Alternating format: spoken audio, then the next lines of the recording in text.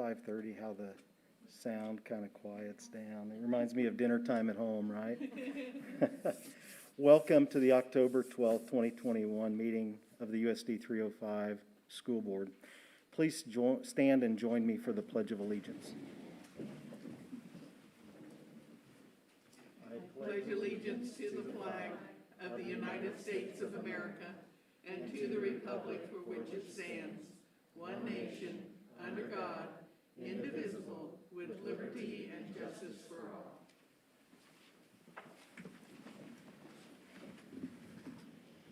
Okay, the first thing on our agenda is approval of the agenda, and we do have an amendment to that. I understand we will need an executive session for personnel. That is correct. Thank you. Okay, so we would have that amendment to the agenda. With a review of that, is there a motion regarding the agenda? I move, hold on a minute. Ms. Zimmerman. I move that we approve the agenda as amended. Emma Doherty, second. Thank you. All in favor, please raise your right hand. Opposed, same sign. Motion carries 7-0. The next item on our agenda is recognitions and presentations, and we have Miss Kelly Mowbray to speak with us this evening from the Celina Adult Education Center. Good evening. Okay. I do this really well at home or at work, and then to do it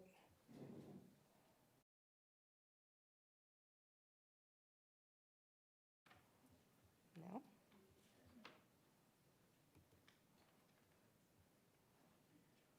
Which one is it?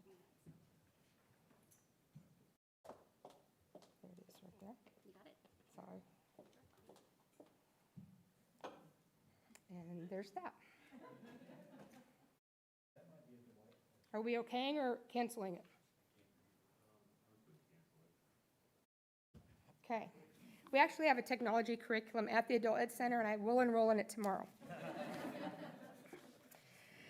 My name is Kelly Mowbray. I'm the director of the Celina Adult Education Center. This is my 18th year in this position.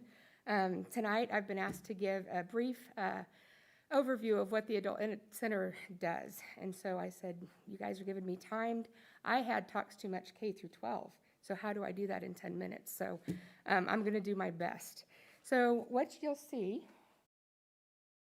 is a brief scope of our services. And a lot of individuals may think that we are a GED program. The truth is, in Kansas adult education, we can serve adults who already have diplomas.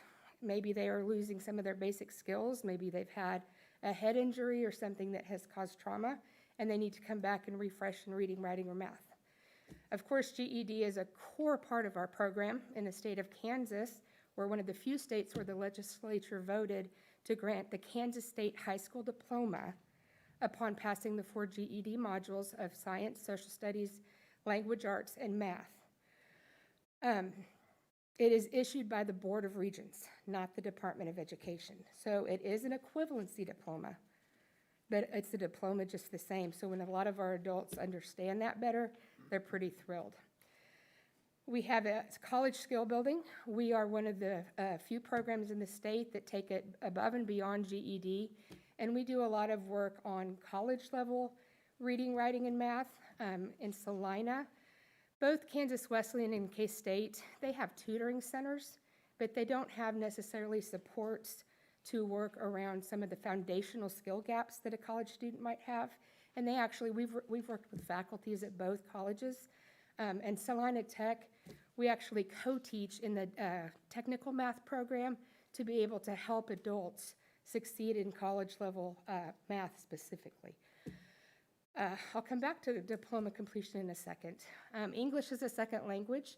We work with all different people from all different countries, different languages. In fact, this January, we will be starting a in-plant program for those that are speaking 14 different languages at Schwann's. And so we're excited. We started that, did that a year right when I started, so that was roughly 2004 or 5. And so we're excited. The leadership there has wanted us to come back and we'll be working with a lot of different individuals. If you've heard of Partners for Success, we started that in 2015, and that is a program, at that point it was a 6-week boot camp, over 200 instructional hours where we work with folks coming from food and cash assistance, community corrections, drug court, or individuals that have been struggling to obtain quality employment. We can actually get outcomes from that through employment, through educational progress. Some needed a GED, and I'll tell you just a little bit about that in a second. All of those programs fall under what we call WIOA, the Workforce Investment Opportunities Act programming. And so this is how adult education funding in Kansas, this is what it looks like currently. So we are Title II of 5 titles that are married. It includes us, Voc Rehab, and 3 titles are under Commerce, which is like Kansas Works. We have shared outcomes. So it's married us at a much higher level to be able to provide more quality services to individuals. We handle the education. They handle the supports that are needed to be successful in education, resumes, job interviewing techniques, those types of things. In adult ed in Kansas, there's 20 programs currently. 3 of them are hosted through a USD. When I started, there were 30 of us, and half of those were a USD-supported program. Lawrence, Paola, Celina. I can tell you by far, even over the community and tech college programs, Celina is the best supported program by the board and by the leadership of the district. Nobody supports adult ed like Celina USD in the community. It's truly appreciated. Our funding comes through outcomes, competitive outcomes, and that's that chart that you see to the right, and indicators of quality. We get monitored every year on things from how we run our program, the types of students we serve around disabilities, those that are or are not employed, ethnicity, how many we serve at all different academic levels. I have to negotiate those at the beginning of each year and say, we're going to serve this many of this number, this many, and then we get funded on how close it come. A little bit shaky sometimes. So we have federal match, or the federal grant, which is our AFLA grant, adult education.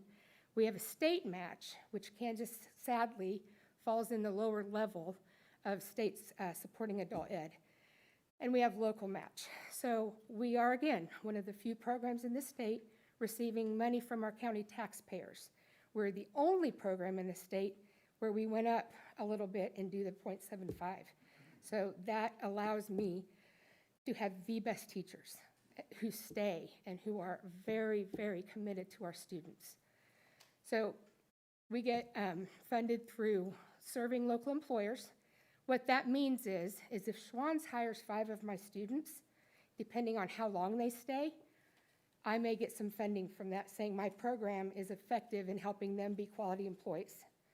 We get funding on 2nd and 4th quarter after a student leaves us, meaning 6 and 12 months after they've gotten their GED or learned English or gotten ready for college. If they had a job, has their income improved? If they didn't have a job, do they have a job? That's where the core of my funding comes from now. We also have MSGs, which you see that chart right there. That basically is telling you somebody can get educational progress. So in 8 weeks, they go from point 1 to point 2. And typically, a student will make a 1 to 3 grade level jump in 8 weeks with us, because we're teaching skill gaps. We're not teaching like a credit course. We also have, if a student goes from us and gets their GED and goes right on to college in the same year, we can get funding for that. These are a lot of our supporters. Without them, we would not exist. And just briefly, Jeff has been really great leadership before them. We have always had a school psychologist help us. Under 21, they get free resources. Above 21, they get not the same resources. And so we have looked at ways to help our over 21 individuals look at accommodations they may need if they struggle with learning disabilities. We have partners all through the community that help us. We have a new classroom at the Celina Public Library where they can do remote classes if they're in North Celina, can't get out south to us, or don't have the technology at home. And I wanted to share the faces of adult ed. These teachers have gotten us through COVID. They've dealt with their own crises and gotten us through a lot of hard times. And you don't find many staffs that stick the way this crew does, and I'm very proud of them. The one thing that I wanted to share with you with our DCP program, this last school year, we helped 20 seniors earn their diploma. So 16 of them came through in the summer between May and this September, and we worked with them to get the diploma done for that cohort. And we had 4. We have a very unique partnership with South and Central with a very limited number of seats that if somebody is really struggling and nothing the high school can do will help them, they can come use DCP as the shell, and myself and my staff, and that's high school staff will work together. We got 4 last year through by May so they could walk in graduation. I've never been able to help with the graduation rate all these years, so I've been pretty excited to help do that, and our staff is really, really helpful. What else is cool is if they need help, we can move them into the college skill building program on the other side if they want to keep working on those skills. With our partners students, we've had 12 classes when we went from 2015 to 2020. We held 12 classes. We went down when COVID hit. Here we go, Jim and Ann, who sit on my advisory board. We were looking at numbers. We've endorsed 69 participants in 12 classes. 78%, or 54 of them, are employed. 15 of them are not employed, dealing with serious health issues or some other kind of roadblock. But 78% are. Right now, you can see a Partners for Success graduate employed in USD 305, Presbyterian Manor, OCCK, the hospital, Grain Belt, Solomon Corporation, Pfizer, Russell Stovers, and even some management in some of the local eateries in town. So that's us in a nutshell. Did I make my 10 minutes? Okay. So again, I want to thank you for your support, because without the support, we wouldn't do what we do. Kelly, if I could ask a question real quick, if that's okay. When we think of educating students in 305, a lot of times we think of that K through 12. And I know you talked about stats and stuff, but your heart's with the students. If you could give us a profile, just a general profile of a student coming into your program, and then what that student looks like when they leave. How would you identify that? I can, and it's funny because I was just emailing with a student who hung up on me today because this is the 4th time she's tried to make our pre-enrollment process work. She had a friend who could not feed her children, and she was using her food assistance to buy her friend's children food. If any of you have Netflix, I just got connected to a limited series called Made, M-A-I-D. You watch that, and you watch what that young woman goes through. That's our student who's trying and trying and trying to be better, but somehow behind the scenes, society does not see a lot of what is happening. So we've got students who are trying to get through substance abuse, trying to move through domestic violence, trying to move through poverty. When you put somebody into an adult ed classroom with math, the triggers are unreal. Math or writing can trigger some kind of trauma like you wouldn't believe. So the last couple years, we've been working with like the Family Peace Initiative, trying to get all the adult ed centers in Kansas to be more trauma informed, and looking how poverty and those type of things affects our adults in the classroom. But we're dealing with poverty, food insecurity, people who are handling 3 and 4 jobs. I've got a young woman today, 25 years old, 4 kids under the age of 6, working overnights at the hospital. She can do her GED. Does that help? Absolutely, absolutely. Thank you for all Thank the you. work you do.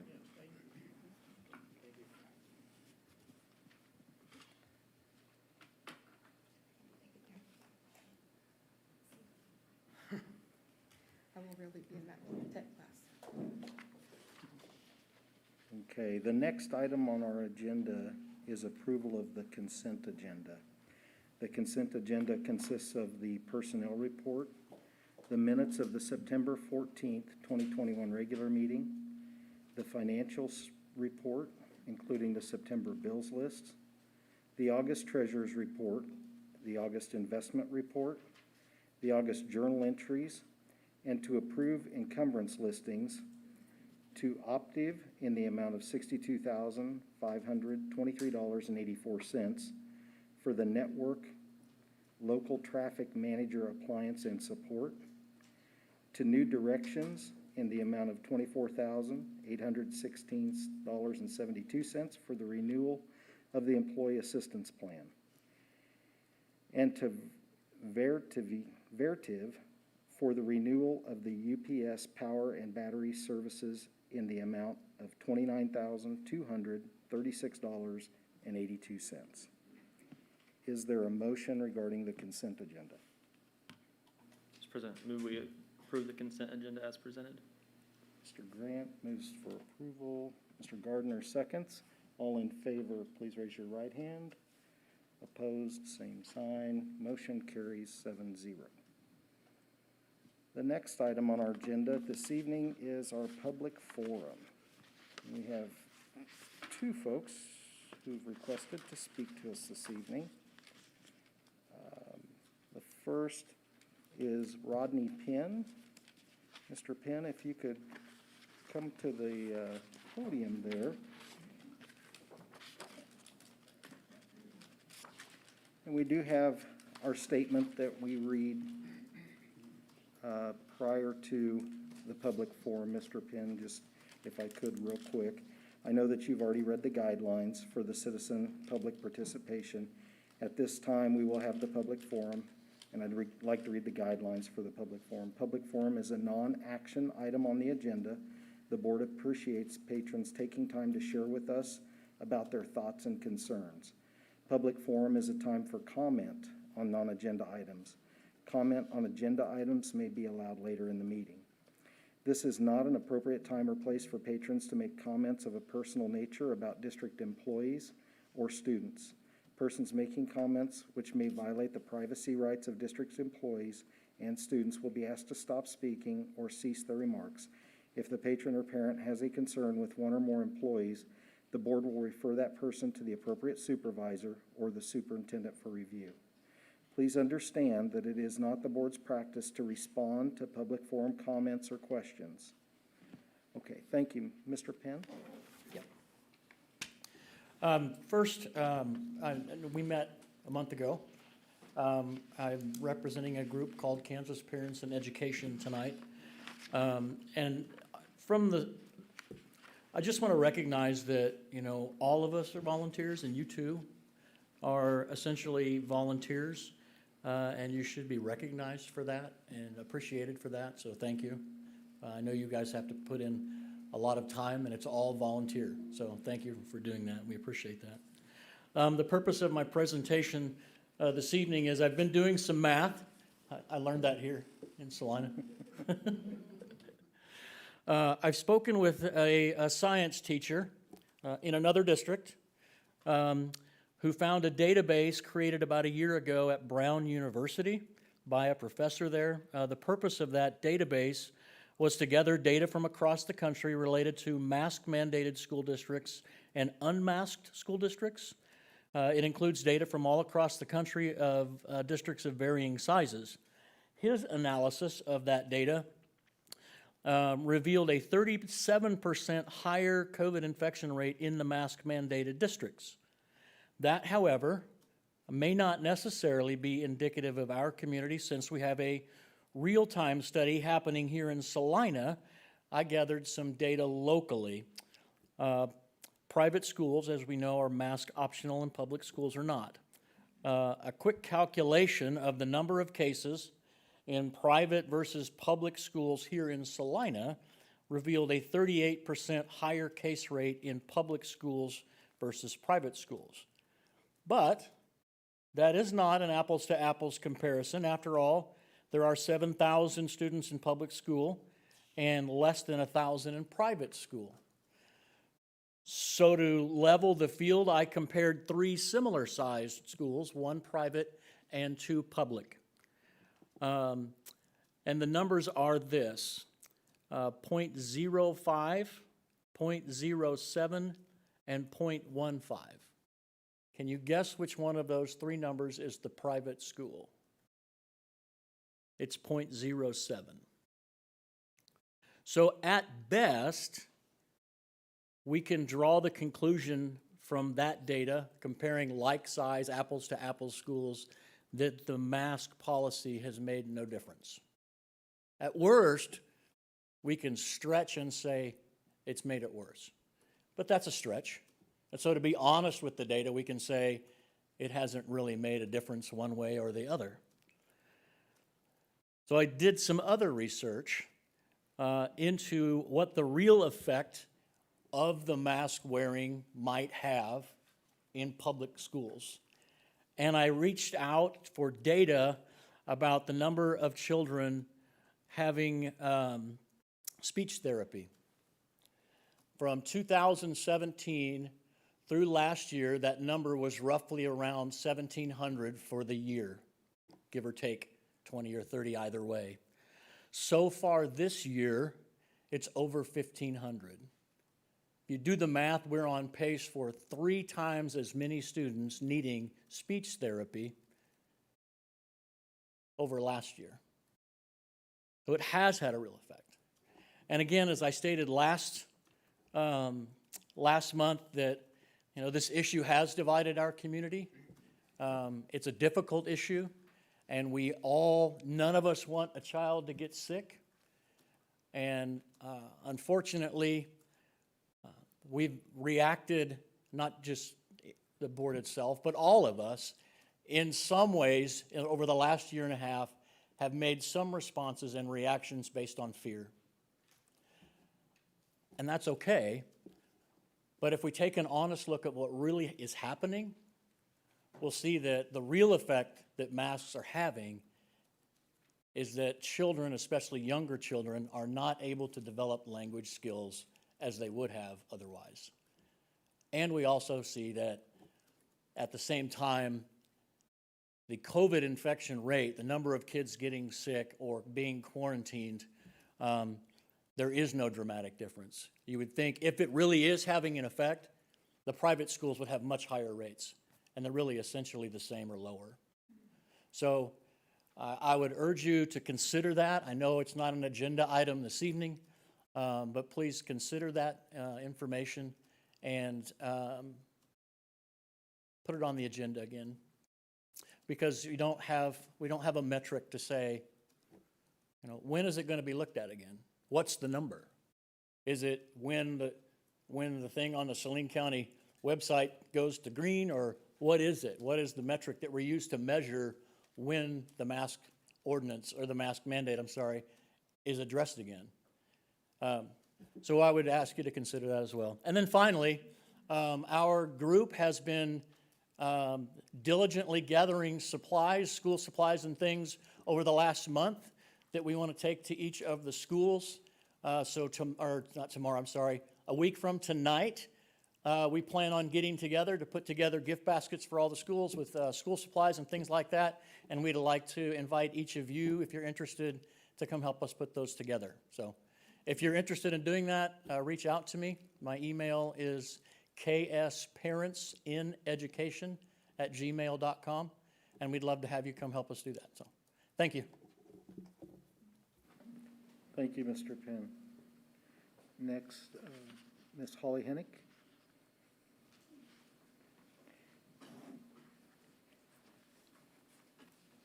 Thank you, guys.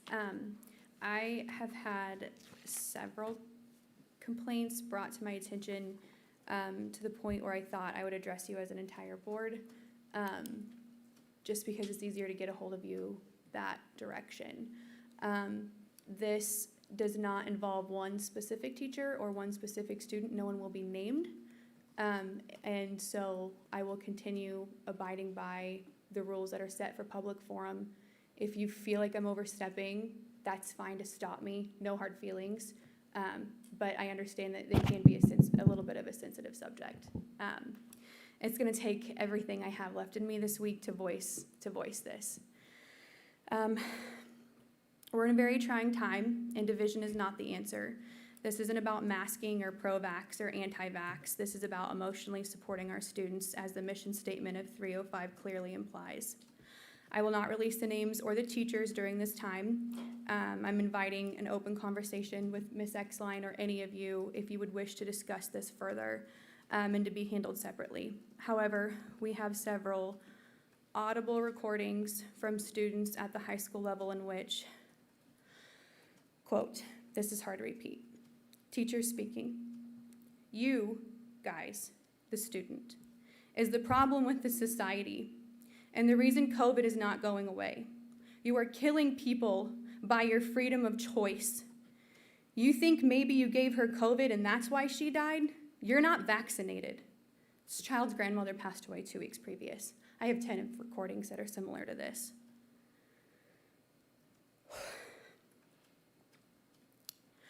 I'm not going to discuss any further of the proof or the recordings. We can discuss that one-on-one. But I am suggesting a policy to be implemented district-wide for each teacher to sign, limiting discussion of their personal views on this topic surrounding COVID with students and disciplinary actions to follow if this continues. I challenge you to find schools and discuss with them the similar implemented policies and the leadership in the administration that has demonstrated these policies. They've seen a lot of unity. They're out there, they're in Kansas, I promise. I've called them. Furthermore, I looked up, it's a lot. I'm not giving you my copy because it's like 200 pages long. The Department of Education, this is the Department of Education Civil Rights Handbook for higher education, as well as ours for reopening, and they are adopting additional civil rights issues to be filed as complaints for issues that's going on. So to sum this up, civil right laws the OCR enforces, including Title VI, Title IX, Section 5 of FAR, Title II, make it unlawful to interfere with any right or privilege secured by these laws. This means that a school or a school district must not retaliate against someone who has brought a civil rights concern to a school's attention, including by making a formal or an informal, which this is an informal complaint, testifying or participating in an OCR investigation. I'm bringing you a civil right complaint. I'm asking you to do something. We've got to be unified. Please.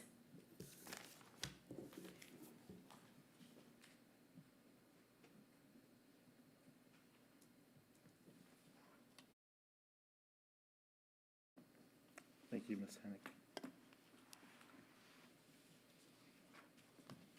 Okay. The next item on our agenda this evening will be to receive the fiscal year 21 audit from Agler. You're going to have, I'm going to let you say the name and introduce your firm, Mr. Harold Mays. Well, I'm Harold Mays. I'm with Agler and Gaddard, CPA firm. If you have the financial statements in front of you and you turn past the table of contents, you see the independent auditor's report. Because your report is a matter of public record, we have to indicate who we're auditing, which is the school district. We have to indicate that it's management's responsibility to do the financial statements in accordance with the Kansas Municipal Audit and Accounting Guide, because you've opted out of out of GAAP basis into regulatory basis. As such, our responsibility is to make sure we gain enough evidence in order to give that opinion.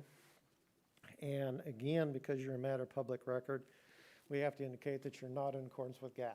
That's what the last three paragraphs at the bottom are doing, is basically saying that you've opted out of generally accepted accounting principles, and because of that, it's an adverse opinion in accordance with generally accepted accounting principles.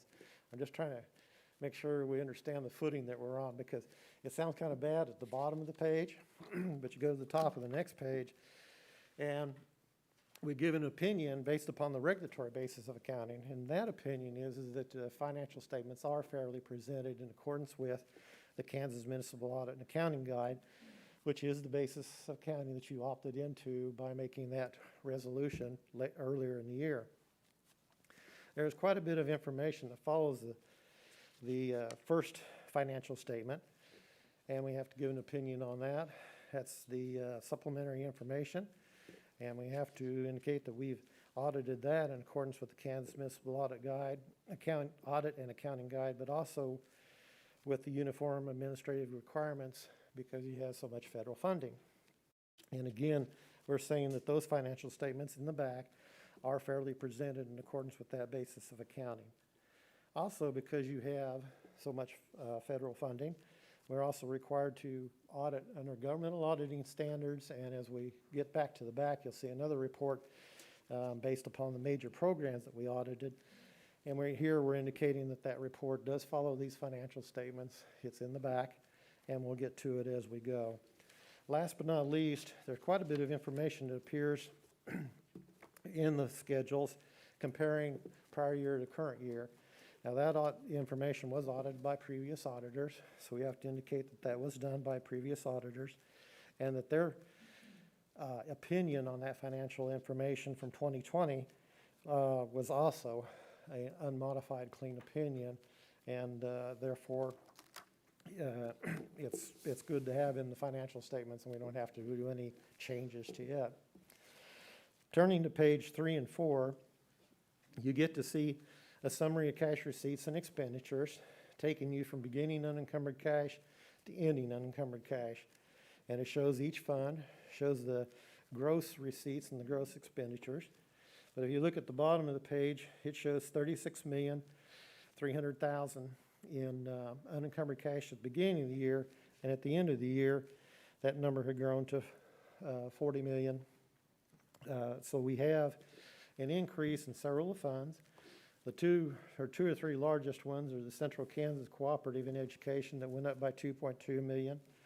Textbook went up by $700,000, and the rest of them went up or down a little bit and resulted in that same that remaining increase of about $0.8 million. So, you know, a good year financially. Part of that being due to the federal funding that we're going to talk about later. The second to last column from the right is where we add back all the payables and encumbrances in order to come to the ending cash balance, and then we reconcile it to the actual deposits that you have on hand to tie that out. The footnotes, I'm not going to spend too much time on. Generally speaking, they're for someone who's not as familiar with the district in terms of what kind of funds you have, how you do your budgeting, how you do your deposits, what your long-term debt is, etc. I thought I would mention on page 11 and 12, we have a footnote for defined benefit pension plans, which is your CAPERS plan. And the reason for mentioning it is on page 12, about third paragraph, full paragraph down, it indicates that your liability at CAPERS is $100,802,646. Now, that amount is not booked in this financial statements. What's shown in the financial statements is the money that you actually sent to the state for CAPERS. This amount is basically the state saying that right now they're underfunded for CAPERS as a whole, and they're splitting that liability among school districts, county, cities, what have you, and that your share of that is $100 million. Now, that $100 million is basically calculated on them making some assumptions. First one being that an employee starts here, they stay here, that they retire at a certain age, that they draw the pension plan, and that they die at a certain age. And then that is all taken back present value-wise to come up with that $100 million. So the fact that you're ever going to get to that number is probably a shot in the dark. But it's just letting you know that that number is out there. And further complicate the issue, this pension liability was actually calculated a year ago from these financial statements. So it was computed at June 30th of 2020, not June 30th, 2021. So there's all those changes that are going on also. After that, we turn to page 15. Here we get to see all of the funds that have a budget. And that budget shows that, excuse me, that shows that we, as a school district, have not had any funds that are over budget. If they were, that's a statutory violation, would have to be listed in the financial statements. So The fact that they're at 0 or below that is fine. But this is just a quick reference for the state to look at to see that there aren't any funds that were budgeted that are over budget. So after that, that's mostly all the funds being presented individually, comparing to 20 to 21 and comparing to budget if there is a budget. So the next thing I'm going to ask you to take a look at is page 44. This is the schedule expenditure of federal awards. And as you can see at the bottom of that page, there was 20 million, a little over 20 million that was spent in your federal programs, federal aid that was received and expended. The three biggest ones that were actually connected to COVID appear under the Summer Food Service Program. It's $3.1 million. There's the Coronavirus Relief Fund, which is $2.1 million, and then the Elementary School, Secondary School Emergency Relief Fund, which is $1.5 million. Now, you have received funds under the school food service program in the past. It's just that number is quite a bit bigger than it is in the past because of the fact that they dropped the regulation about free and reduced meals to everyone qualified. So more aid came in because of that in that category. It wasn't usually that big in the past. Okay. We get to special reports, page 47. First, we have to give an opinion on our governmental auditing standards. And under that opinion, we have to look at internal controls and compliance with financial matters. And our opinion is that we did not find any significant deficiencies or material weaknesses, so therefore a clean, good opinion, and that we felt that everything that we looked at, you were in compliance with the laws and regulations based upon the financial reporting. Page 49 is narrowing down what we're looking at, because here we're looking at just federal programs, and we actually look at federal programs that are the higher dollar amounts to come up with what the federal government wants us to cover. And that's, again, looking at internal controls, but again, the internal controls over that federal funding, as well as the compliance with that federal funding.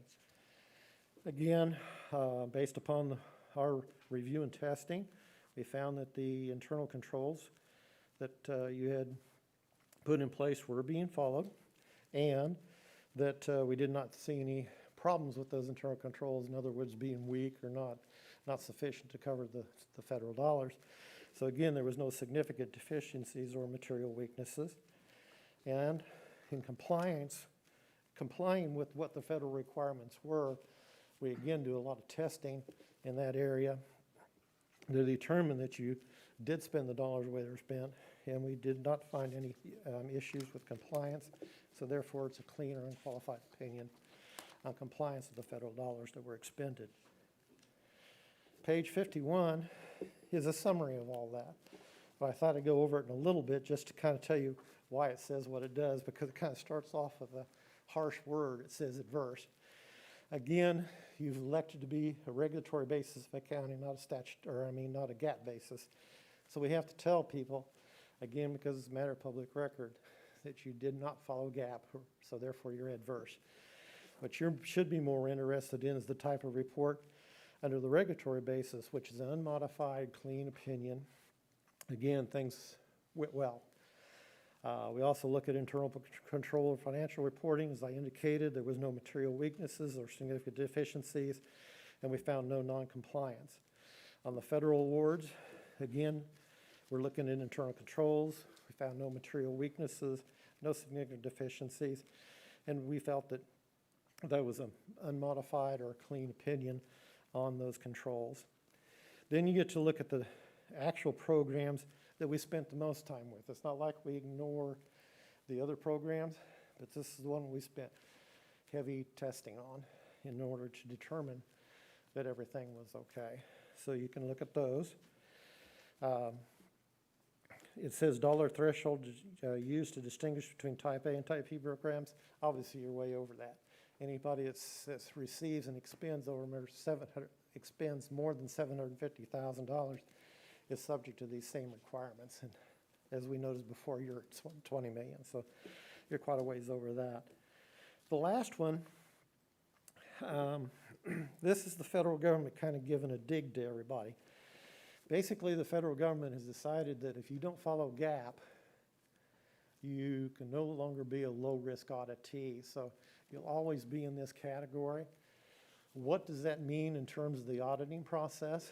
Basically, if you can have 2 years of being without any findings and you're a GAAP basis, then you're only 25% has to be tested. Otherwise, at least 40%. Well, in our case, we looked at over 50 or about 52%, I think, is what we ended up looking at dollar-wise of the programs that you had. And with the programs that you're getting, with the fact that there's new ones coming in and the federal government's pretty much telling you new program you need to look at, and then you have to look at the higher dollar ones, it's kind of a moot point as far as whether you're a yes or a no in that particular category. But just to let you know, I'd say 95 to maybe 99% of the school districts in the state of Kansas are all regulatory basis accounting. So you're in the same group with everyone, and that's why. Okay? If you have any questions? Yes. I might pose one quickly. I assume you all represent a number of school districts around the area, and just out of curiosity, do most have a report this clean, or is this unusually high? Just kind of compare and contrast a little bit. Generally speaking, we'll find some issues with school districts. Whether they make it to the level, remember, it's a material weakness or significant deficiency. They, we might find some other issues that we need to bring to their attention, and we have a separate letter for that. But yeah, we do have findings in other school districts. I'd say probably half and half of the school districts we audit. Half of them have some findings, half of them don't. I just asked because I want to thank Mrs. Peters and her staff for the great work to have something this clean. With all the dollars we deal with and then the chaos of the extra federal dollars, it's a real credit. So thank you for your work and leadership. Thank you for saying that. Crystal Fowler-Sarna is right here, and she heads that up for us. Any other questions of the board? This time I'd entertain a motion. Mr. President, Mr. Grant? I move we receive the audit for fiscal year 2021 as presented. Second. Ms. Zimmerman, second. All in favor, please raise your right hand. Opposed, same sign. Motion carries 7-0. Thank you. Thank you for the opportunity to serve you. The next item on our agenda is, I believe we have Ms. Peters. Regarding the tax levy for adult basic education. Just getting it ready for you. All right. That's awesome. It's all warmed up for me. Well, good evening. We heard Kelly Mowbray present about the Celina Adult Education Center program earlier and how exciting things are out there and what they're doing in our community. Now is the time to talk about how we fund that program. She mentioned that the local match is through a mill levy. So we have a 0.75 mill levy that's on a 5-year resolution for Celina Adult Ed, and this is the final year of that resolution. So as I mentioned at the budget work session in August, this is the time that I come back to you and I request again a new resolution for the same amount, 0.75 mils, to fund the Celina Adult Education Center program. Those dollars are only spent on that program and funding the things that she mentioned today. It is a major portion of her funding. Over 50% of it comes from the local mill levy. About $370,000 comes through that 0.75 mils. So it's very vitally important to maintaining that program. Once you approve this resolution tonight, what I have to do is publish it in the Celina Journal for 3 consecutive weeks. Then we wait for a 90-day period, and then after that, the resolution takes effect. So we can then implement it in the fiscal year 23 budgeting process. Do you have any questions for me? No questions. I'd take a motion. I I move that we approve the resolution to levy tax for adult basic education as presented. Emma Doherty, second. Okay. And motion, Emma second. Any discussion? All in favor, please signal by raising your right hand. Opposed, same sign. Motion carries 7-0. Thank you very much. Thank you, Ms. Peters. I believe now we're ready for Dr. Stevens to come. I and appreciate talk to us. Mrs. Peters making sure I didn't miscalculate when I came up here, so she helped me out with that. Apologize for that. Just a second here, we'll get set up. Good evening. Tonight, I bring forward just some information in general on secondary course proposals. But before we begin, I do want to take a moment to thank Patty Fiorillo, who has been very helpful this first few years in my position and getting acclimated to some of the processes. She helped with tonight's presentation, just being another set of eyes to assist, and our support staff were very blessed in 305 to have their full attention to detail and support. And tonight, I also want to open with a couple of celebrations, but I always offer a caveat on this, because while they're celebrations, this does not mean we do not have more work to do. But I do want to start off by looking at what our graduation rate was for 2019-2020, and thinking about the challenges that we experienced in our community. While we are not completely happy until we have 100%, I do want to celebrate the 91.4%, given the hardships of those students that did graduate, and in continuing the work also that Ms. Mowbray talked about. She's been absolutely essential in the continuation of providing services and helping those students that maybe a traditional path did not prove to be successful. And so I offer this as we look at this for the 2019-2020. This current school year, we are still waiting some calculations. There's a lot of work that goes on behind the scenes with our registrars at the high school. Stina Holmovig and Melanie Stravopoulos put in a lot of hours as they're adjusting and looking at students that have transferred in and out. And so we'll have those calculations hopefully in the future, so you can see that as those are finally approved through the state. Another celebration, and this is really something I think our community as a whole needs to celebrate, but also a follow-up a little bit from what I brought last October before this board with a proposal for the Kansas State Celina Polycats program.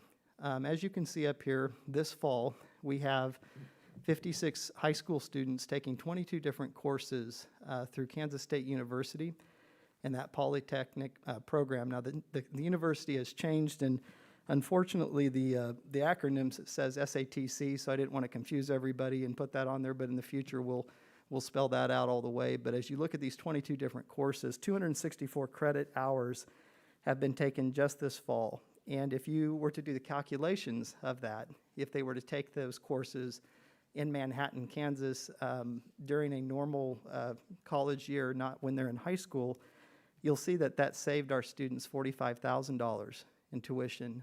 And as I look at the growing cost of higher education, as I have 2 students of my own that will be there very shortly, in fact, sooner than I can financially continue to plan for, this is huge. And it's something that is it's the hard work of our parents, our students, as well as our counselors at the high school. And just to kind of give you some idea of, so to speak, in education we call the accessing relevant knowledge, so the RK of the lesson we're going to go through tonight. The savings of tuition is becoming incredibly important, not only for our students, but also when you look at the debt they're taking on long-term for their future families, as well as keeping students in Celina. So I'd like to show you a couple of numbers here. And I tried to go through the total credits that the students have taken in Celina this summer, this fall, and what we're projecting for the spring. So although it says projected savings, this is a very close number.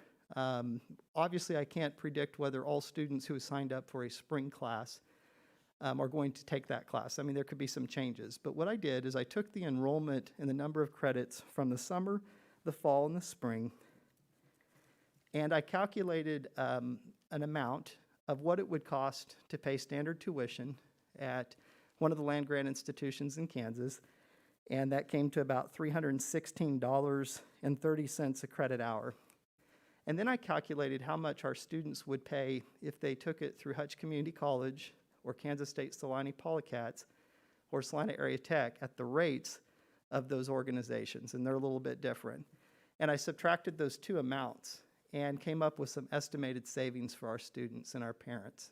And when you really look at the power of concurrent, the power of blended, and the power of dual credits, the number gives you an insight. With 1,333 college credits, a savings of about $286,280. Now, that's not one family, that's everybody kind of put together. But I use that number, and I will tell you, I think that number needs to be higher. And part of that is because of the growing astronomical cost of college tuition. And so some of the things we're going to talk tonight during the presentation I'm going to present, I want you to kind of keep those figures in your mind, because while we do have some students that struggle financially to take classes in high school that are college level, there are future savings that have to be calculated and weighed in. Also, Celina Area Tech has a program where students that pay tuition in high school can carry over that tuition when they go to college outside of high school, if they're at Celina Area Tech. And so there's a lot of figures that are going to be thrown, but I want you to keep these in the back of your mind as we talk a little bit about tonight's proposals, okay? I also would be remiss if I did not thank the incredible work of the counseling staff for Central High School and South High: Candy Fitzpatrick, Lacey Brooks, Megan Boley, Andrea Young, Kelly Umscheid, Lindsay Sellers, Amy Wagner, Heather Smith, Jim Allen, Melanie Goodrich. These folks moved a lot of paper to be able to help students get to where they're able to earn some of these college credits. Their parents and the students are working extremely hard. We hope to have some information later this spring about how their work transpired, what the stress was like for our students.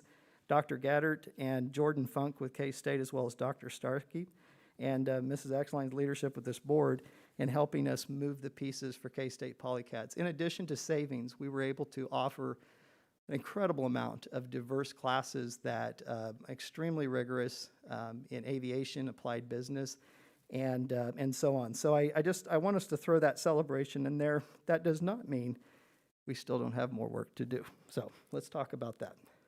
Tonight's roadmap, we're going to look at Bethany College, Celina Area Tech, some course updates, and some things that we are looking for added programs, as well as one course proposal for USD 305. And we'll start here with Bethany, and probably what I'll do is as I move through these, we'll stop in each section. If the board has questions pertinent to that section, you can ask, and then we'll move on. So that way we're able to kind of keep it orderly as we address these different areas. Okay, before we begin, and this is the old teacher in me here, some key vocabulary. We use terms sometimes in organizations, and another organization may use dual credit thinking it means the same thing as what 305 does. So we'll define these: concurrent credit, blended credit, and dual credit. When we say concurrent credit, we're really saying that the course will be taught by a 305 teacher on a 305 campus, and the credit will be 305 and college. Okay? Blended credit is an example that K-State has a class for computer programming, and it is taught by a 305 teacher and a college instructor at a 305 campus, one of the high schools, and the credit is for 305 in the college.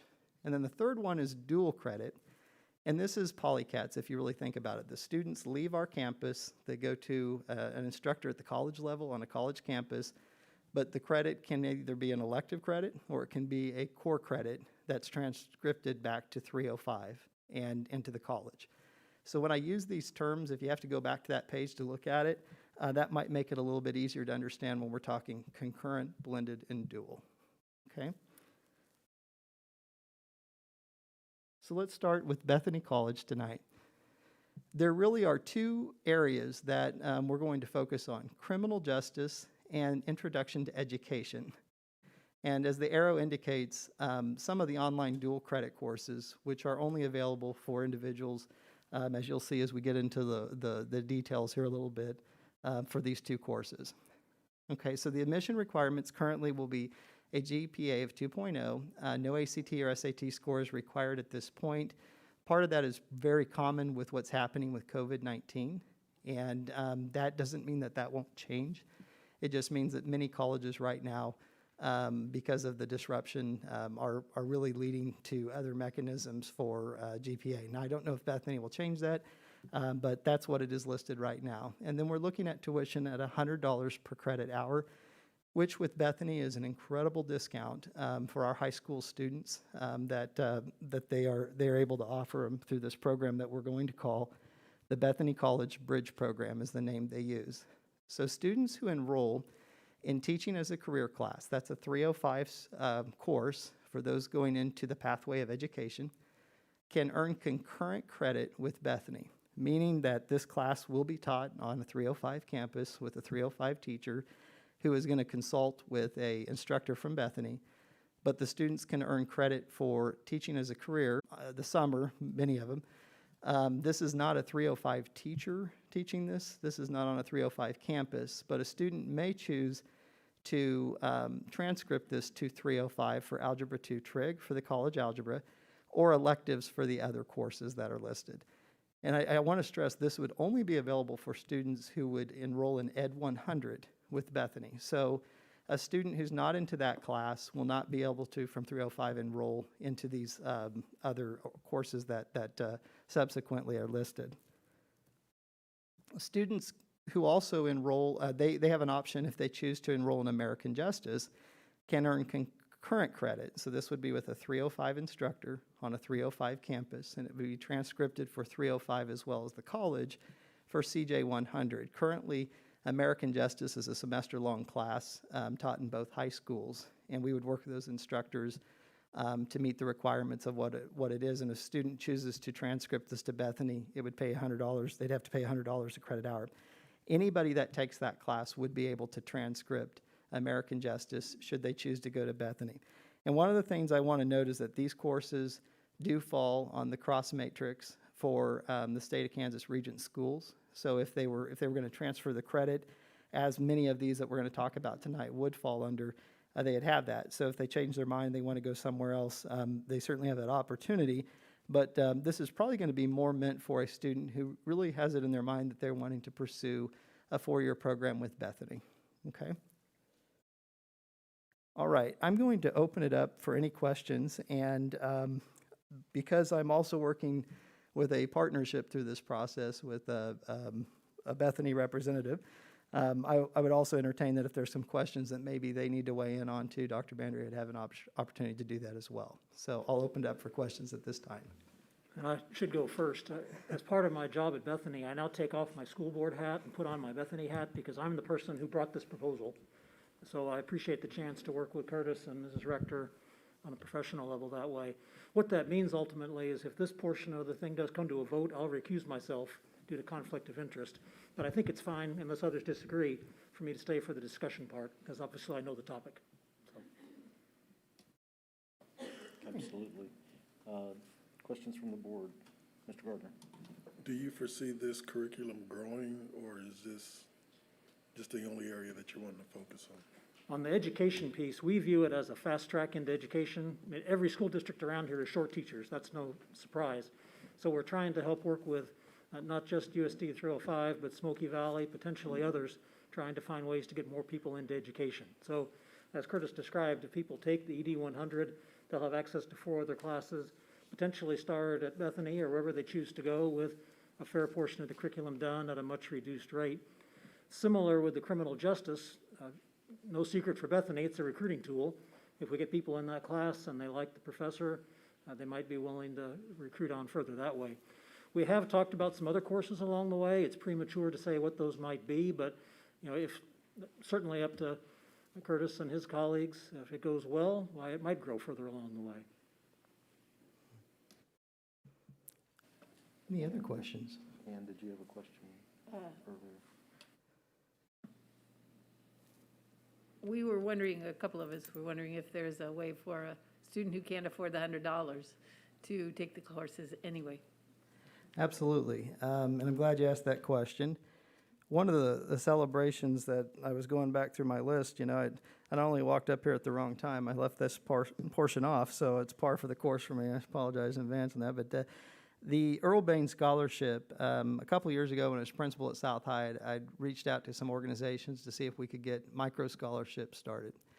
And, the group from Earl Bain came in and they had a great conversation, and I said, we really appreciate the large scholarships that are available for our students. We're not ever going to turn those away.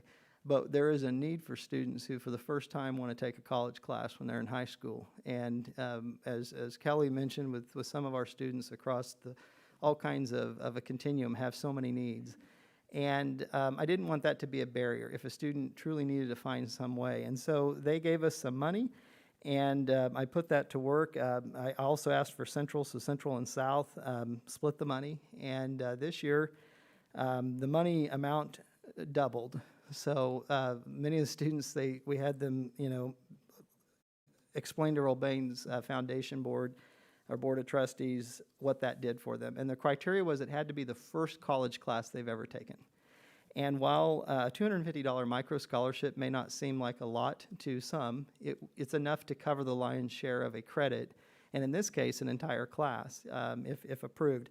So I got a phone call from the gentleman from Earl Bain, and he goes, so are you going to do it again? And I go, well, you're going to give me more money? And he finally said, yeah. So they doubled it, and we were able to give out 16 micro scholarships this year.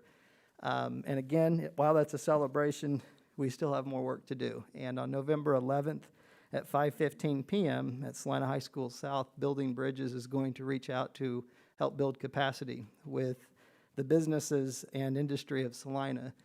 And the auspice of this is really to get them to understand that we have opportunities here to keep kids in Celina, to keep them in our community. If we're going to grow our population, our best export is our youth.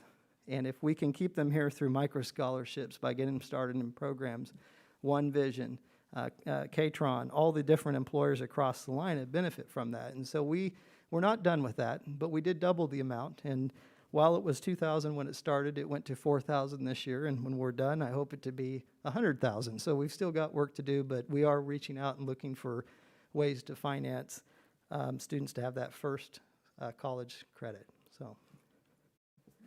I was going to ask, are other colleges going to have the opportunity to present a proposal for their students as well? Similar for these other programs? I'm never going to turn anybody away. Okay. And as long as this board and Mrs. Exline, as we look at those opportunities, and again, really what we're searching for is a continuum for all of our students. I have two daughters, and they are as different as night and day. And so what may work for one doesn't work for the other, and likewise for our students. We have some students who really may benefit from an industry-recognized credential and not necessarily go to a 2-year or 4-year degree, but go to the School of John Deere or any of these other places. And so we definitely are going to open, at least I am, I guess, you guys, you have the final say on that, but we're going to open that up for discussion so that we're able to find ways to get students meaningful credentials while they're in high school and degrees. Yeah. At this point, I do want to update the board to let you know we do have 6 students we are planning on having an associate's degree before they graduate high school. And I don't want to put too much pressure on them, so I'm not giving names.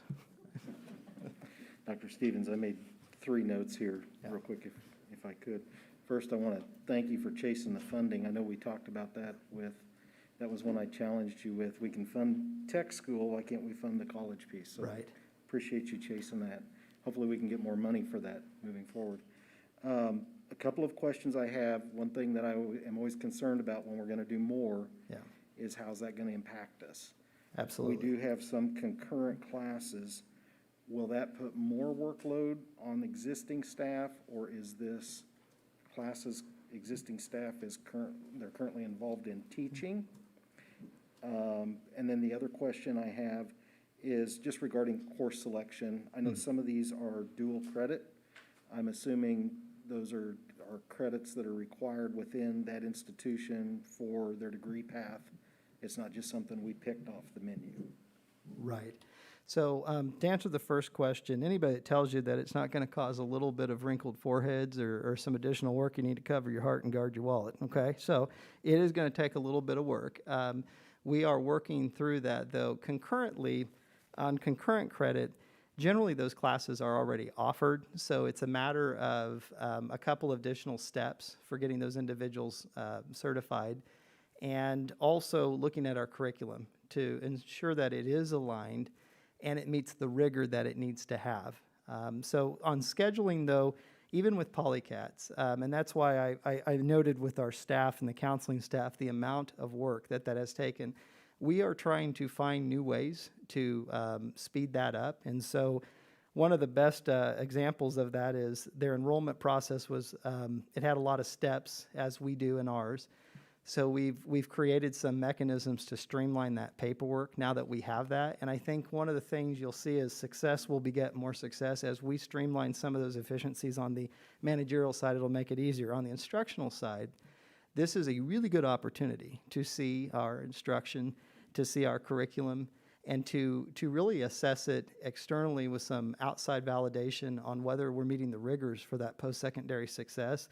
So I can't tell you that that's not going to take more work, but I do believe as we get into this process, it's going to help us kind of have a way to gauge the rigor, to gauge that we have a good, viable curriculum that's going to ensure that the students are going to be able to not only rise to the challenges of high school graduation, which is really, it's important, but also be able to handle the post-secondary success while they're still in high school. So we've got a lot of work that has to be done. Part of this conversation tonight, it'll kind of evolve a little bit here as we move into the other sections, I'll get into kind of the details of why I need to start moving some of these pieces. And it isn't going to happen overnight, but I do believe that the direction the board made last October and the direction we're moving this tonight, we will see some significant transition for savings for our students, as well as movement in our curriculum to align and meet the rigors of college while they're also in high school. So I can't tell you it isn't going to take work. It will. In terms of the existing allocations, though, I'm not going to ask for added allocations. I'm using everything within the existing budget, and you can hold me to that if that would ever change. In terms of the second question you asked about was regarding credits. It is my understanding, as it was with polycats and many of these others, these credits are what's called stacked credits. So they do fit within the matrix across the state of Kansas, with the Kansas Board of Regents matrix, where we're sharing credits, and a lot of the junior colleges, the community colleges make it to where their credits can go somewhere. And in the polycats, each of those credits that we had offered do allow a student to customize their program of study to be able to get an associate's degree. That's why our 6 that are doing it are having so much success. But that also ties into what we had some questions with last October. How do you keep track of all that?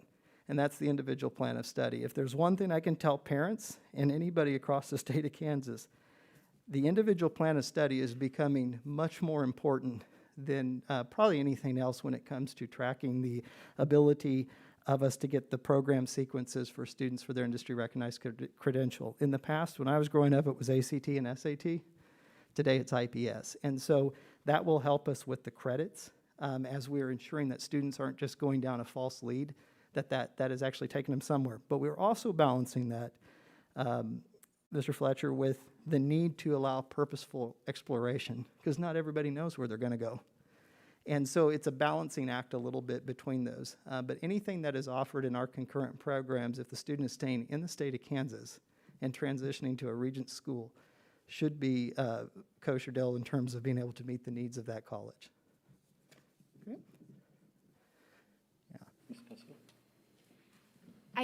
I am in full support of this program, and I think you're doing an outstanding job. I think I brought this up last time, and I still feel that we need to do our due diligence and make sure that at a very big transition time, leaving home, going to college, leaving comfort, and going in as a sophomore, because you have so many classes at a higher level of classes, can be difficult for some kids.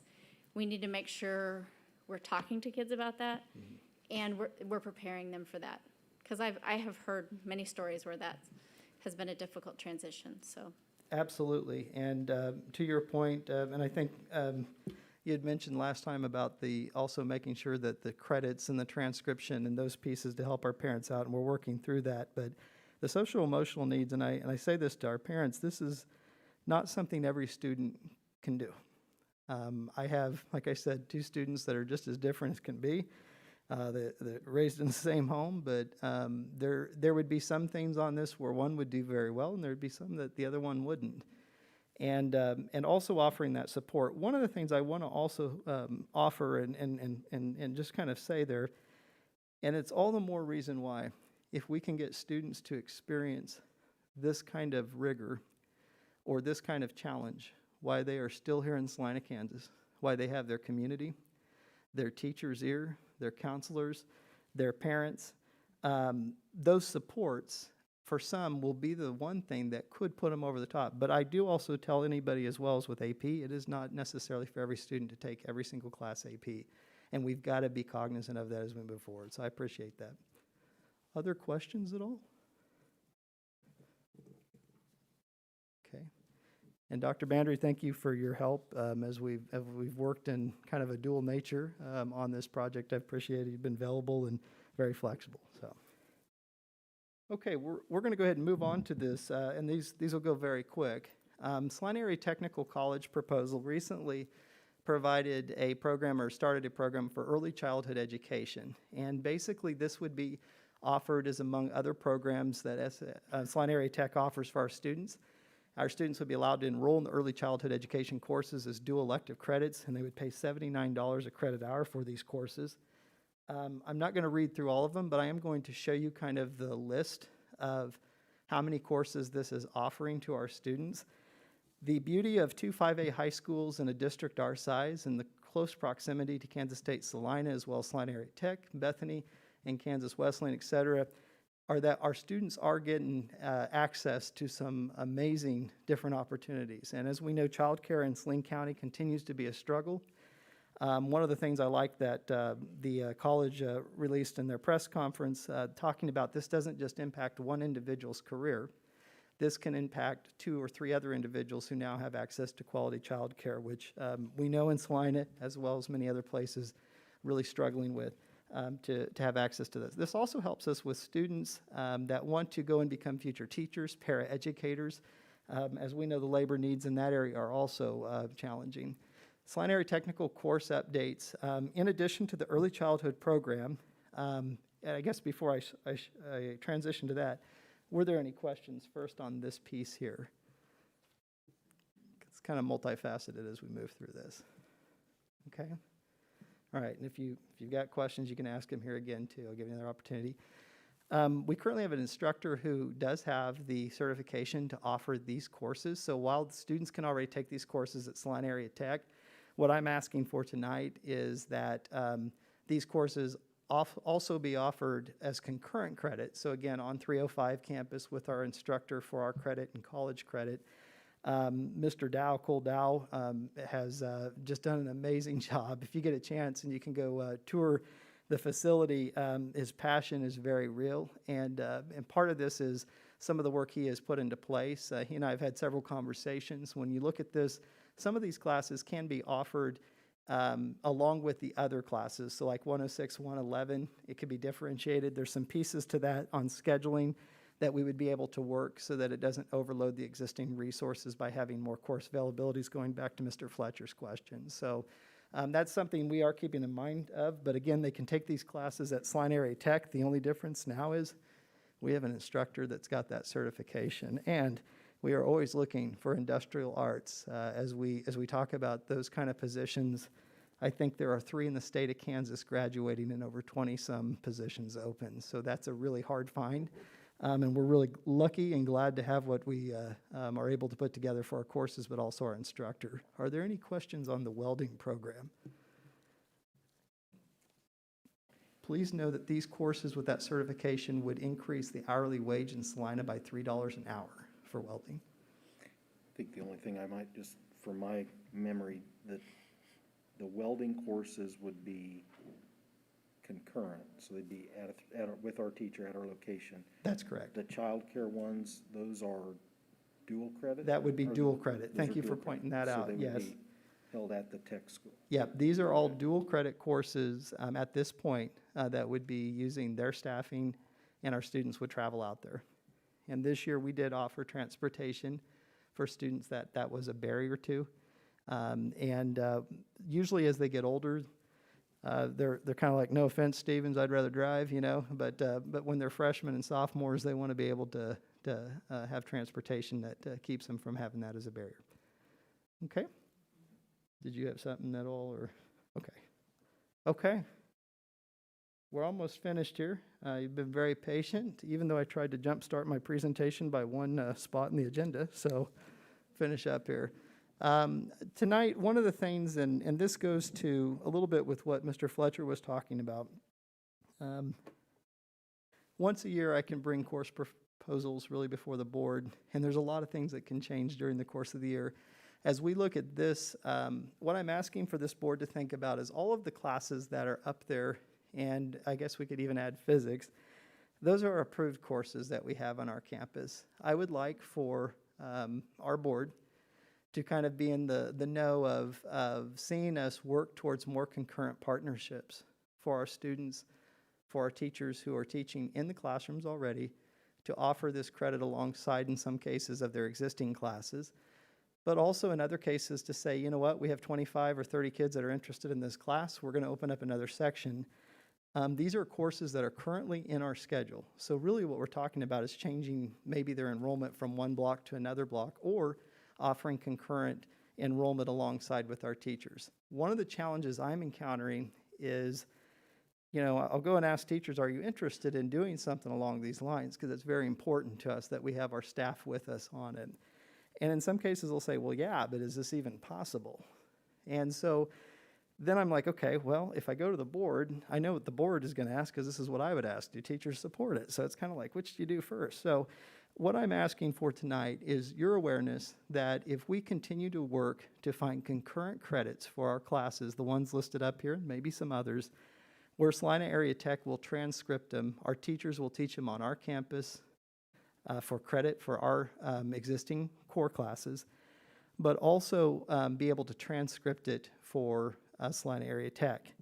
I've talked to Stanton Garton, had a lot of great conversations with their administration. I cannot speak more highly of the flexibility they showed during COVID when we were changing schedules and working through the challenges. But one of the things he mentioned is, he said, you know, we can transcript certain courses. We can work with your teachers to ensure that they're credentialed, and if they're not, what they need to do to really be able to offer some of these courses in your building alongside your existing students. And right now we have like Algebra 2 trig that we use for college algebra, and it works fairly easy. They fill out a form. Now, I'm not going to tell you that this would be easy. There's a lot of work to be done, but if the board between now and next month decides that this is something we want to pursue, it allows me to go to teachers to say, this is something our board feels like is valuable. They're committed to it, and it helps me get the ball rolling as I work with the individual departments and teachers on the credentialing piece, because they have to get a transcript sent in, they have to work with Celina Area Tech. One of the things I want to take you back, and I'll conclude with this for this section, when we looked at the savings our students have for college credit, this is probably one of the most important things to think about as we move for the next 5 years, and you look at the cost, this soaring cost of college tuition. If students could leave USD 305 and be able to financially afford a cheaper class for one of their general ed classes and leave here with 21 hours, 15 hours, there's a significant amount of savings going forward for that student. And I think you're going to see that numbers that we talked about at the beginning go up. So I just kind of wanted to see where the board was, if they had questions on these types of things where we would work. And it is clunky, and it means I'm working with maybe one department first because they have the teachers with the credentials, or they have it. It's important to me that teachers have interest in doing this. I can't force a teacher to do that, nor would I, because they have to give the transcript to the college and work with them. But there is a stipend that our teachers would receive for teaching those classes. They would also be able to have our curriculum as well reviewed and making sure that we're meeting the rigors of what a college level class is. We're not going to just give credit to give credit. We have to meet certain benchmarks with the Higher Learning Commission. But what questions would the board have for concurrent agreements in these kind of classes with Celina Area Tech, I guess is what I want to open you up for questions here, if you have anything. I'm curious about the stipend. Is that part of our budget? Do we get, does Celina Tech give any pay to the teachers, or is it it's just out of our budget? Yeah, Celina Area Tech, we send a statement to them, and then they basically pay $305, and then there's a stipend for the teacher that's directly to the teacher, because they'll have some contractual obligations that they have to meet. But $305 also does receive a payment as well to cover some of the additional things and fees and stuff, since in a sense, we're teaching their class on our campus, and they don't have that overhead of the operating costs, et cetera. And we can get certain numbers on that that we have. But yes, a teacher does get a stipend, and I believe it starts out, I'm going to give you a number here of like per amount per student up till 14, and then at 15 it kicks in at like $200 a credit hour. So it's like $600 after 15.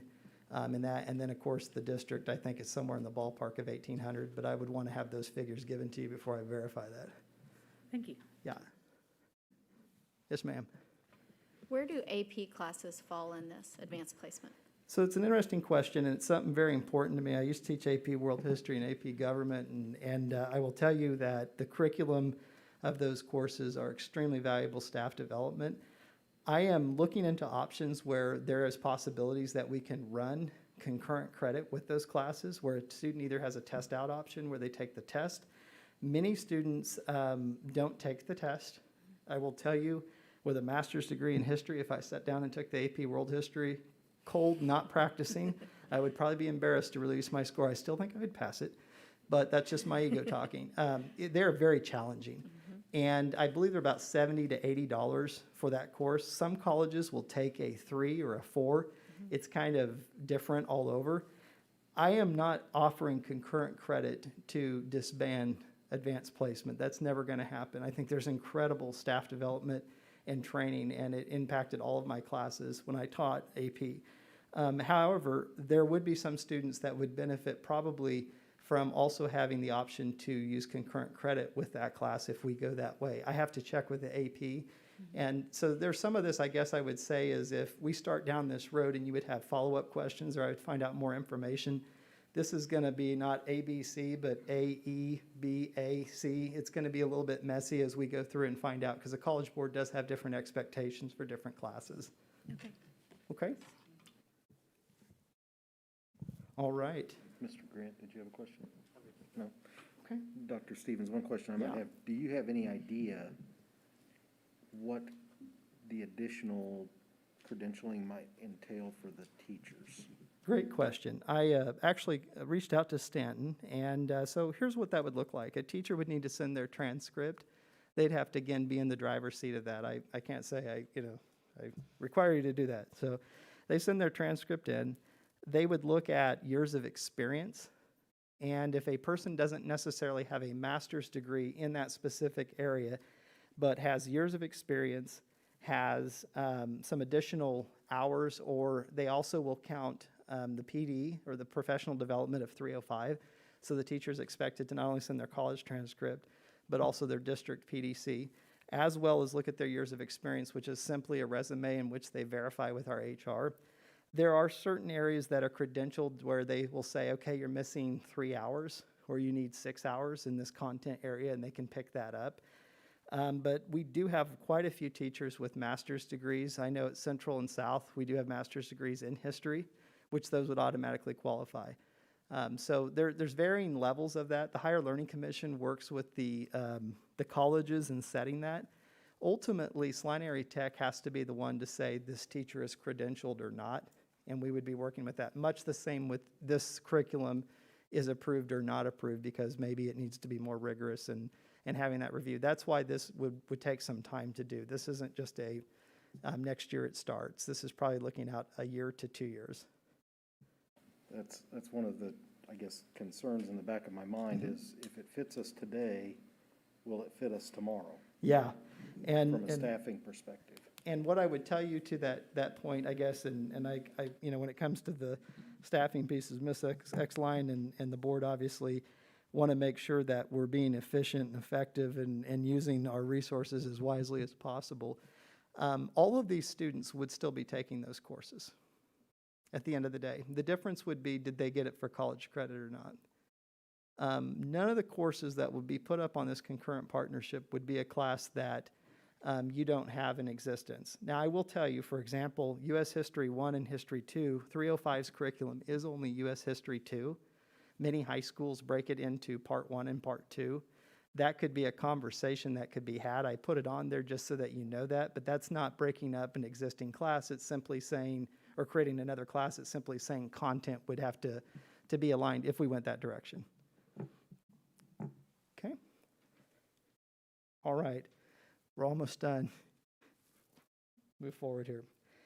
So there is one, you couldn't have set it up better, Mr. Fletcher, when you talked about changes, because the state of Kansas, as we know, has changes. And one of them is in our engineering pathway.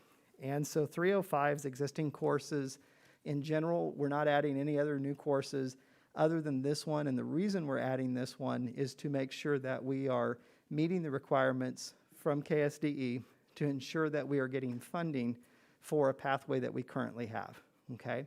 And so what this is Introduction to Engineering, A and B, and I'm going to show you this in context of scope and sequence of courses. I think it's a little bit difficult to kind of see without doing that, but in your executive summary, there is a course description, and I didn't put page numbers on this, and I'm regretting that right now, but if you go to the last 2 pages, it's Part 1 of USD 305 update. There is a course description. David Cooper has been working diligently with our engineering pathway instructors, even this week, working through some of the details. He is also the gentleman who found these changes. He has incredible insight and knowledge of how these pathways are changing and their funding, and I am just glad we have him on our staff. So I want to show you right here, the current course sequence is this. We have drafting in CAD, principles of engineering, as well as engineering design and development. Unfortunately, the state of Kansas is not allowing drafting CAD to count as an introductory course, and it does fit really well because of those skill sets that they're learning in that first class just play out so well in the others, but we've had to move that to technical course in order to get funding. But also Introduction to Engineering is an examination of really looking at science, the practical application of engineering principles. It's a survey that does also help set up them for the rest of that on the pathway completion. And I don't know if last year, if maybe I'm getting this wrong, but I believe Ms. Zimmerman asked about articulation agreements, and I went through this thing of 165 on a website. This is really in part a part of the pathway. If a student in high school completes one of these pathways, and we offer 16, I believe, in 305, they are afforded college credit when they go to a Regents University, a technical school. So they'll be able to get credit with the pathway completion in that regard. And so this is why we're asking for this change, also because it allows us to fund that pathway moving forward. But it is a moving target. Any questions at all?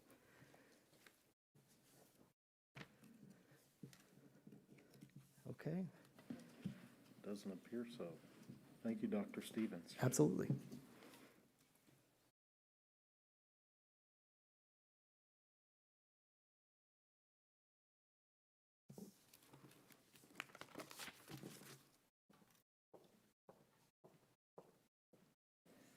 Okay, so that will move us to the next item on our agenda, which is the school board reports and upcoming dates of importance. We do have the KSB conference November 5th in Overland Park, the legislative luncheon November 10th, and the Building Bridges event November 11th. For individual member reports, we'll start with Dr. Bandry. So since we last met, I attended the Celina Education Foundation Fall Social that was held out at the Country Club, and most of you were there, so I won't bore you with the details, but a good event. This was different than the past because for 15, 16 years, they've had a breakfast. They tried a late afternoon thing this time around, and folks tell me that it wasn't as well attended, but there could have been COVID impacts as well. So who knows? You'll never know till you try new things, but a good presentation and good things they're trying to do. Smoky Hill Education Service Center meets Thursday, so it'll be November before I have the next update for them. And the other thing I've been doing, I think is very relevant to us, is paying attention to the candidate forums. So I appreciate everybody registering to vote. I think today was the deadline to register for vote, if I'm correct. Hands nodding your head, so I win one. I got that one right. And good things to pay attention to, so thank you. Mr. Grant? I was able to attend the Celina Education Foundation Fall event. Because of how our meetings fell, I was not able to attend the CKCI Board of Control meeting this morning, and attended last month Parks and Rec Advisory Board. I don't think anything of consequence for this group. Tennis property exchange should be getting very close with the Jerry Abbey Park project. Thanks. Ms. Cusso?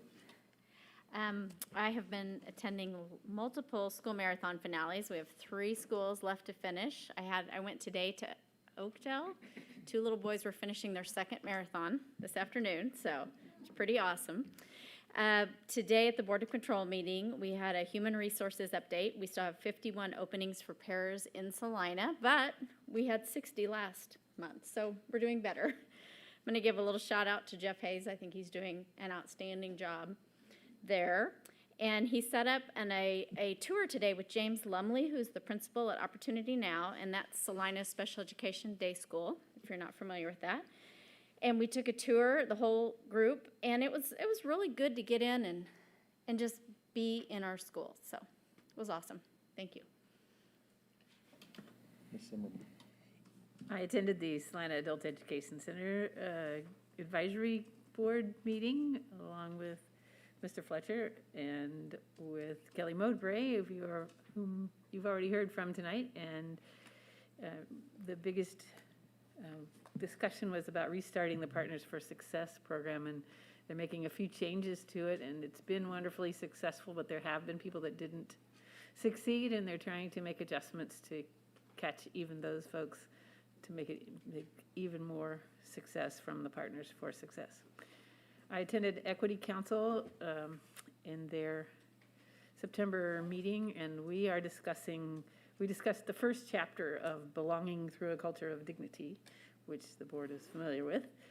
I attended a check-in meeting with the NEA Celina with Carrie Keck and Ms. Exline, and I attended the Celina Education Foundation event. That's all. Thank you. Thank you. Mr. Gardner? I sat in on the Head Start Advisory Board meeting, and October is the National Head Start Awareness Month. So just bringing some attention there. Thank you. Ms. Doherty? I attended the foundation reception as well, and enjoyed watching the students that had received LIFT scholarships, and they stood and or were very appreciative of those scholarships. Attended the campus banquet, and also was very impressed with the newsletters from the grade schools, how they encourage people to vote on November 2nd. So they're starting at a young age, and I think that's great, and their students can remind their parents to vote. So that was good. Very good. I attended many of those similar events, the fall social, the adult ed, and those things, and all points very well made, and Parks and Rec as well, I think. So we'll now go to the superintendent's report. Okay, I've got quite a few things this evening to share with you. The first is that Lisa Peters and I are running the circuit, having conversations with our site councils right now. One of the requirements for the ESSER $3, which are the federal COVID relief funds that are allotted to school districts, one of the requirements is that we get meaningful community input. And we have several meetings scheduled with public groups that represent students. So we're inviting leadership of OCCK, Choices, those kinds of groups to give us input. And then in addition, we're getting parent input through the site councils, and we'll be asking staff for input as well. So far, there is full support to continue the expenditures that we did do through ESSER 1 and ESSER 2. The response to those ideas that really came from staff, very positive. The second thing is I wanted to just reiterate what Dr. Stevens said about the Building Bridges event. It's on November 11th at South High. That really is designed for business owners. What we are going to be doing is discussing the skills our students need for workplace success and options to get our students hands-on experience while in high school, because we think that that can get them to see the kinds of businesses and industry that are here in Celina and get our students hooked in. And then we're going to talk about how do we get our youth to stay in Celina or return to Celina following schooling. As he said, our youth are our greatest export, and we don't want that to happen. We want for them to stay here. I also wanted to update you on Test to Learn. We have identified the location. We are going to use Celina West. And there is a little room in that building that has a separate entrance. We're going to use that room for the testing. We can set that up with some privacy in there, and it's a nice space for that. We have determined that the times will be from 5:45 to 6:45 a.m. and p.m. And I do have 3 nurses that are hired by USD 305 that are willing to run that for us. And so if we have to expand the times, we will. But they, based upon the numbers that we have right now, we're thinking that that will be workable. We do feel like we need to do a morning and an afternoon time for convenience for our families. We are hiring additional staff, and the nurses and I will be looking at applicants later this week. We have ordered the tests, and my understanding is that David Cooper has several thousand sitting in his office. So we will be getting those moved to the testing site, so that part of it is done as well. And then Jennifer Kamian has been working on information for families, because we want to be very clear that this is an option, and we want to be very clear when it is available to a family. And so she has been working on drafting that information for families. The other thing that we are doing right now, Lisa Peters and Aaron Wright are reviewing insurance to just make sure that everything is in order. We do believe that there is a Public Emergency Readiness Preparedness Act that covers us, but I have Aaron reviewing that to just make sure. On the enrollment side, I wanted to let you know that our unaudited count indicates we are down 22 students. The quarantines at count time impacted that, because if a student was gone on quarantine at that time, and we've been having about 20 a week, that did impact the count. I do want you to know that the decision to open the Celina Virtual Innovation Academy, that helped us. With the enrollment of 119, it's likely that those students would have gone elsewhere. We talked about that. And I want you to keep in mind that we had planned to pay for Celina Virtual Innovation Academy with existing funds. We were not planning on any enrollment from that for funding, so that is really good news. I do want you to also know that the retention incentive, we have the first classified payment and the full certified payment in process. And so staff will be seeing those shortly. And we're hoping that that will help us keep our really good staff. And then finally, I wanted to just update you on the current COVID cases so that you know really where we are. Last week, we had 14 cases. We've got 2 cases that we've not worked yet that came in late today. 19 quarantines were the results, so that was very, very low. We avoided 50 quarantines by masking because of the way the county health is doing that. So that was good news. Last Friday, we did have 43 students who would have qualified for our testing program. I've been kind of watching that to make sure it's manageable. So 43 students who would have qualified if we were set up and running. But we had an additional 89 students who were out on quarantine due to community exposure. So that, at some point, we were kind of hopeful that we would be able to do the community exposures as well. We'll start with the in-school exposures and then see where we go. I do want you to know that Saline County is still in that high transmission category, according to the CDC, and we are in what is considered the red category per 100,000 cases, 332 per 100,000 is what we have, and 150 is considered red. Good news, the positivity rate is down, so we're at about 7.04% positivity rate over the last 2 weeks. So that's good news. School-age kids, because I know you're most interested in that, higher than the community in all areas, with the exception of the number per 100,000 in 5 to 10-year-olds. And we're red with school-age children in all areas except 14 to 17-year-old percent positive, which is yellow.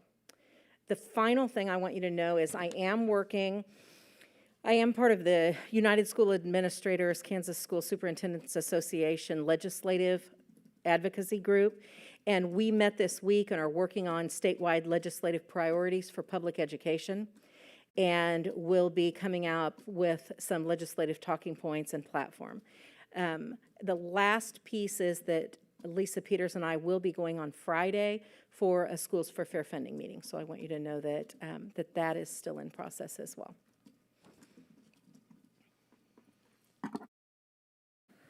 Thank you, Ms. Exline. Jim, can I ask one quick question? Yes, Dr. Bender? So on the enrollment count, does the state not have any workarounds? You mentioned a group of students couldn't be counted because of being quarantined. Do they not take into consideration, we know where those students are, we know they're gonna be here, you just can't count them if they're just gone on the wrong day? Right, and that's, Dr. Mandery, that's the way it always is, that there are some students that aren't here on that day, and that's just the way it works. We did have the option of doing remote learning on that day, and I did not feel that it was appropriate for us to do remote learning on a single day for funding. I felt like if we weren't doing that on a regular basis, that was asking our teachers to do something that really wasn't going to benefit children on that day. And so I made the decision that we weren't going to just do that for the one day to get the money. So was there a workaround? Yes. But this is really the situation that we're in every day. I mean, every year on that particular day, so. Thank you. Okay. The next item on our agenda is executive session. And for personnel, how long will we need for that? 10 minutes. 10 minutes? If I could get a motion, please. 7:15? Okay. 7:15. I move the Board of Education go into executive session for personnel at 7:15 for 10 minutes to discuss the discipline of non-elected personnel, the discussion of which in open session would evade the privacy interests of those discussed, and then the Board of Education reconvene into open session at 7:25 in the SEC room. Emma Doherty, second. A motion and a second. All in favor, please raise your right hand. Opposed, same sign. Motion carries 7-0. We will be going to executive session.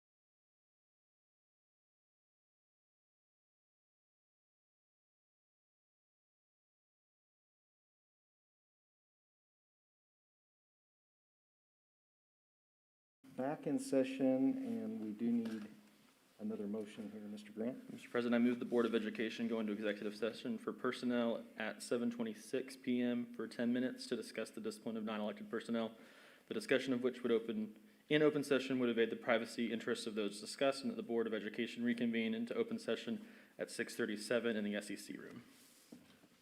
Okay, we need to redo that. I think you said 10 minutes. Really, 5?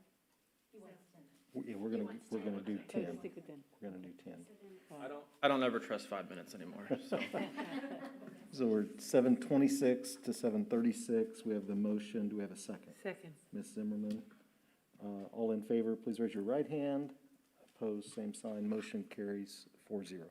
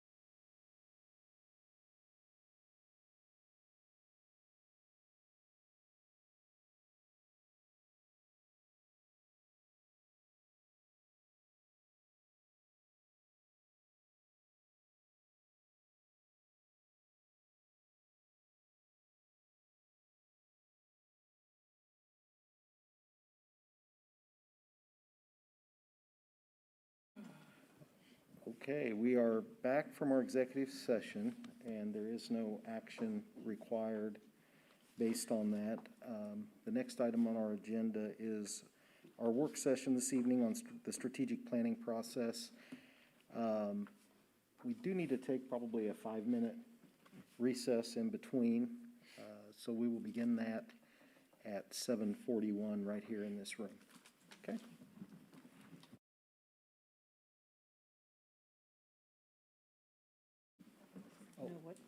Yeah, I thought I said that there was no action taking during the executive. No taping. Oh, no taping, I'm sorry. Yes, yes. The taping will stop for the work session, so the work session will be contained here to the room.